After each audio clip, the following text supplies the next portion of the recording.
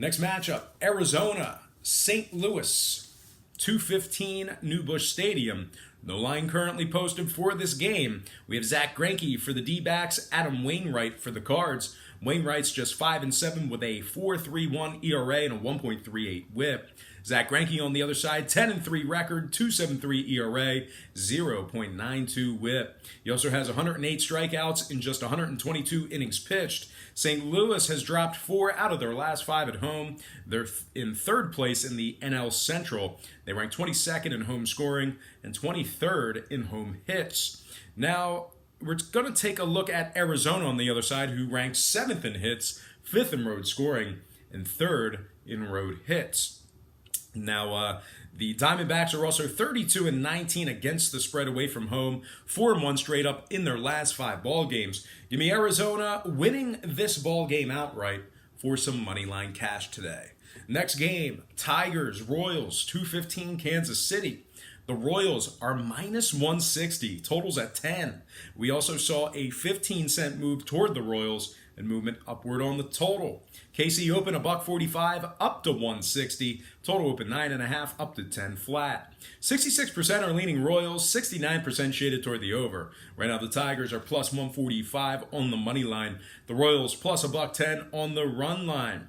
We have Jordan Zimmerman for the Tigers, Homer Bailey for the Royals. Homer Bailey comes into this game with a 4.80 ERA and a 1.41 WHIP. Kansas City is 27 games back in the AL Central, just 32-61 overall for the year, which puts them 29 games under 500. They've also won just 18 out of 46 games at Kauffman Stadium.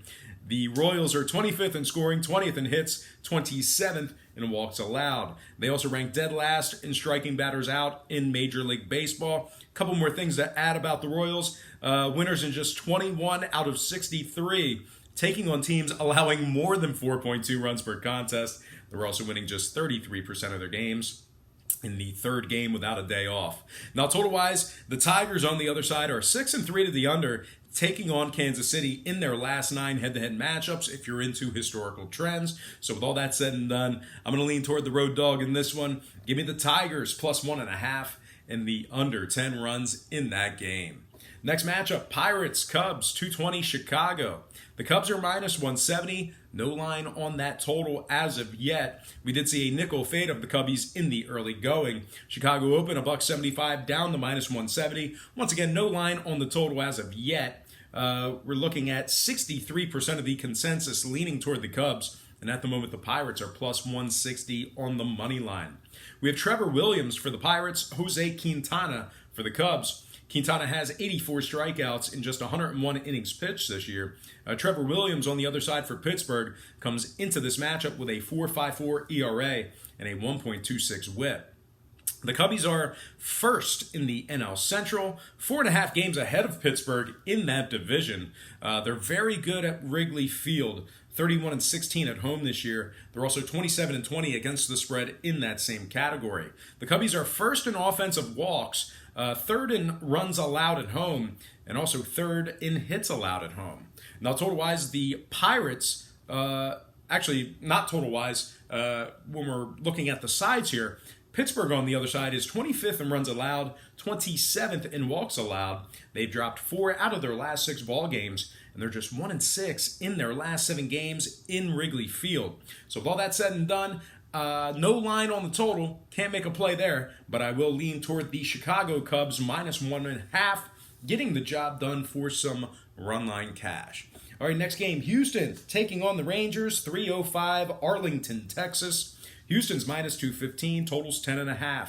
We saw a nickel fade of Houston and movement upward on the total. The Astros open 220 down to 215, total open 10 up to 10.5. 71% are leaning toward the Astros, 63% shaded toward the under. Right now, the Rangers are plus 190 on the money line. Houston minus $1.45 on the run line. We have Justin Verlander for the Stros, Ariel Jurado for the Rangers. Jurado's coming into this game with a 4.23 ERA and a 1.35 WHIP. Meanwhile, Verlander on the other side, a little bit different story there. He's 10-4 on the year, 2.98 ERA, and a ridiculously low 0.81 WHIP. He's got 153 strikeouts thus far on the year. The Astros are first in the AL West, 58-35 overall. They are 8 games ahead of Texas in that division there. The Astros are also 5th in hits, 2nd in walks, 1st in hits allowed on the road. And one more thing to add about Houston, they are 3rd in striking batters out when traveling. Now the Astros are 13-6 when Justin Verlander makes a start. They're also winning 67% of their games as the official Vegas favorite.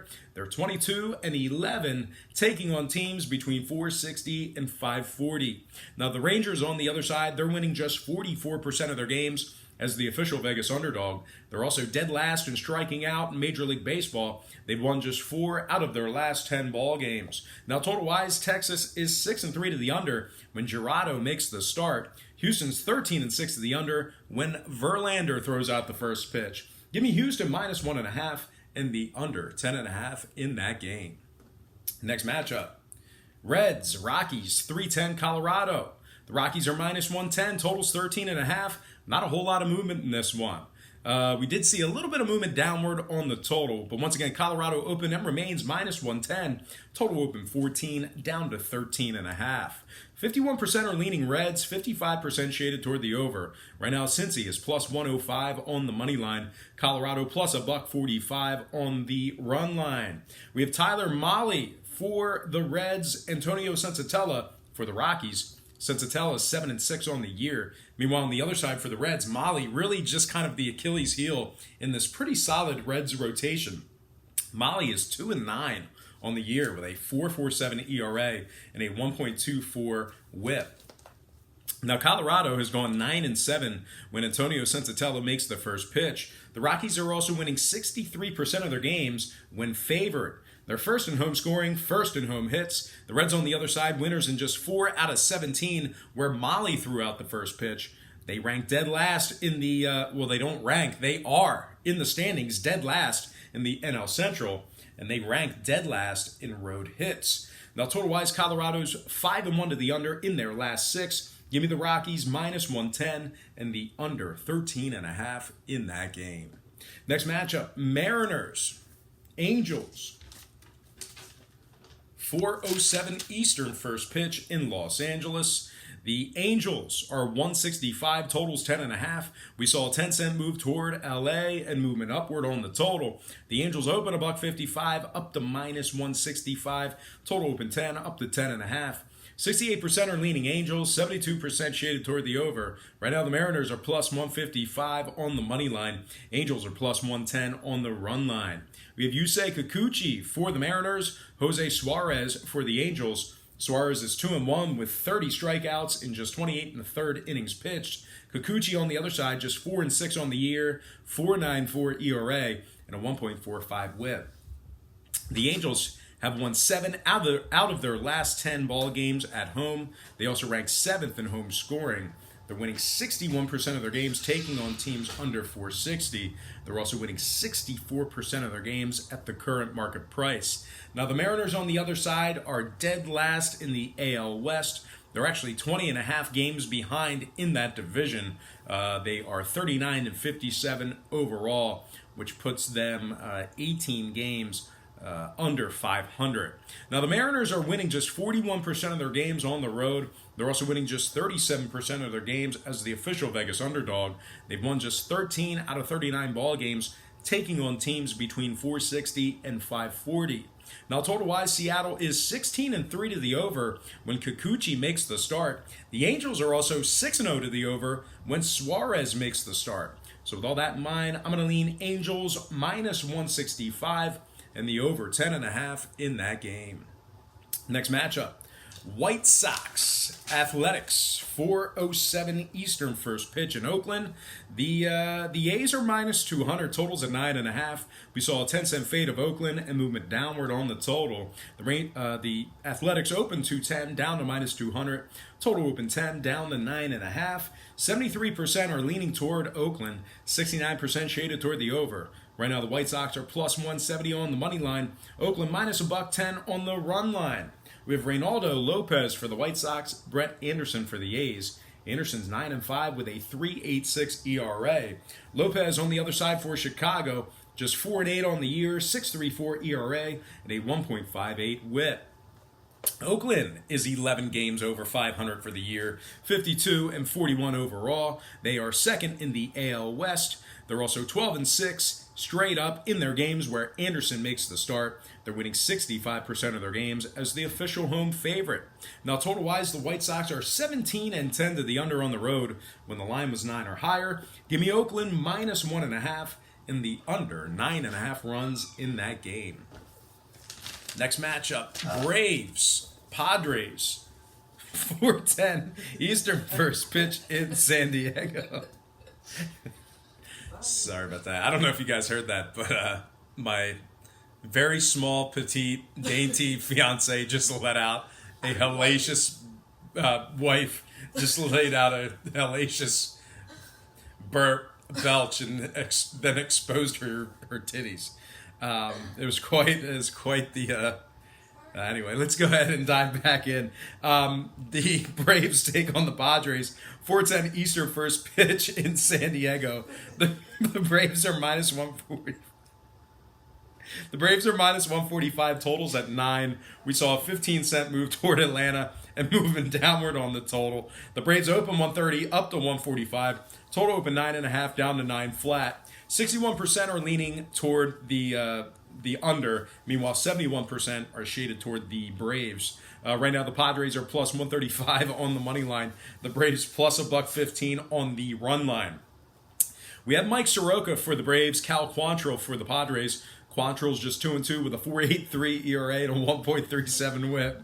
Mike Soroka on the other side for the Braves, 9-1 on the year, 2.42 ERA and a 1.05 WHIP. The Padres are 15 games back in the NL West, just 45 and 47 overall for the year. They're 27th in home scoring, 28th in home hits. The Braves on the other side rank 6th in scoring, 6th in hits. They are in first place in the NL East, 6 games ahead of Washington. Now, total-wise, the Braves are 15 and 8 to the under on the road when the line was 9 or higher. The Padres are 4 and 2 to the under, taking on the Braves. So with all that said and done, I normally don't take a pitcher. I normally take a side. But anyway, I'm actually going to lean Mike Soroka, minus 145, and the under 9 runs in that game. All right, next and final game for the show. Thank goodness, because I'm having a tough time holding it in. But anyway, next and final game for the show, it is going to be Dodgers taking on the Red Sox, 708 Fenway Park in Boston. The Dodgers are minus 110, totals at 9.5. We saw a 10-cent fade of LA and movement upward on the total. The Dodgers open $1.20, down to minus 110. Total open 9, up to 9.5.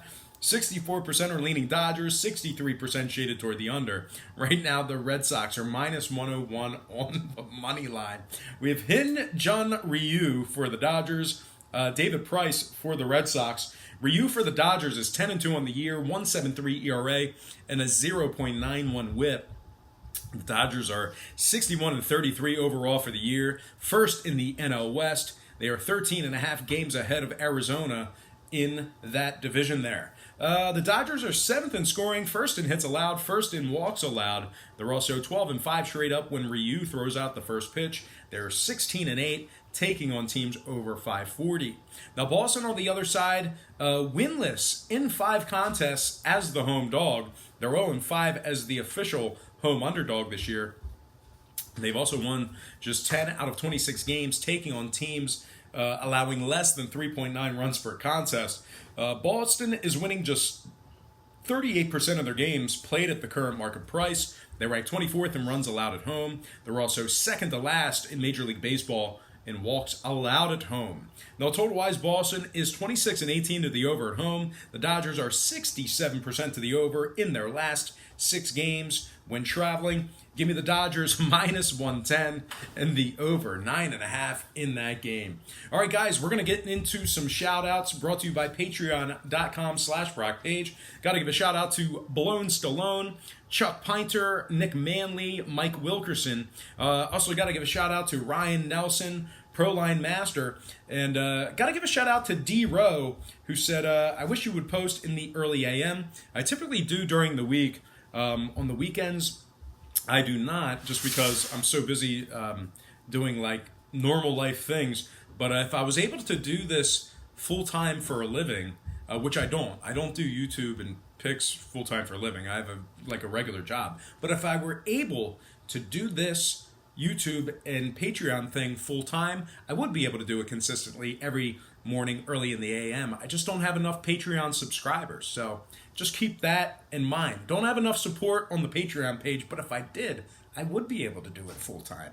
Anyway, got to give a shout out to C. Dinger, Robert German, Will Smith, and last but certainly not least, James Guerin, who also said, dude, we need some full-time service. The part-time sucks. And I 100% agree.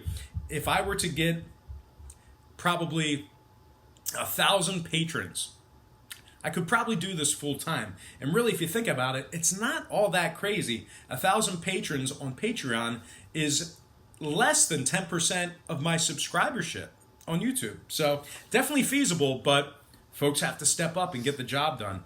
I can't quit my full-time job, make too much money, but if we can equal that amount on Patreon, maybe I'll just quit my job, rip up a bunch of papers, and storm out of there and do this full-time for a living. Who knows? But anyway, that is going to do it for me. Before we get out of here, once again, got to remind you to check me out on that website, patreon.com/BrockPage. Like I said, we're having just an absolutely incredible run right now. 15-3 in our last 18 picks. We're also like 13-3 in our last 16 underdog picks. So making a ton of money on Patreon. Just been a fantastic run this week. So check me out. Link for that site is in the description section below. But most importantly, thank you for watching this program, this free content right here on YouTube. I really hope you enjoyed all this great free information. I certainly enjoy producing it for you each and every day. And as always, don't forget to check me out on patreon.com/BrockPage.